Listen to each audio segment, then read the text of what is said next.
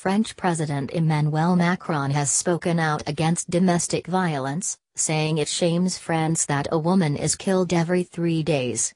In a speech marking International Day for the Elimination of Violence Against Women, he said the silence around the issue must be broken. He has made gender equality one of the main themes of his 5-year term in office. A number of demonstrations are being held across France to mark the day. During his election campaign last year, Mr. Macron said that the issue of violence against women would be a priority for his presidency. Polls conducted by his then movement, En Marche, suggested that it was the French public's top concern. During his speech, Mr. Macron observed a minute's silence for the 123 women killed by their partner or ex-partner in 2016.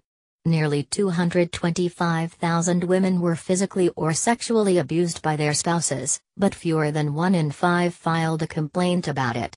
Among the measures Mr. Macron announced are a 24-hour online service for victims of violence, harassment or discrimination.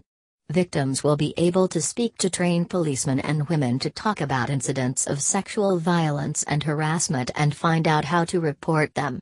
An awareness campaign on pornography will be launched in secondary schools, and the government will introduce a bill against sexual and gender-based violence next year, he said.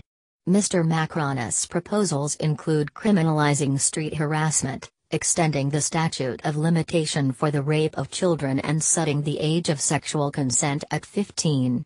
Earlier this month, France's Minister for Gender Equality Marlene Schiappa said the government was considering setting a fixed age below which sex was automatically a serious offense.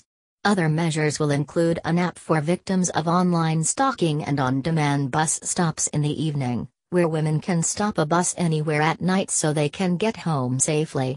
This service has already been tested in several towns, including Bordeaux. International Day for the Elimination of Violence Against Women kicks off 16 days of activism with sexual harassment as a focal point of this year.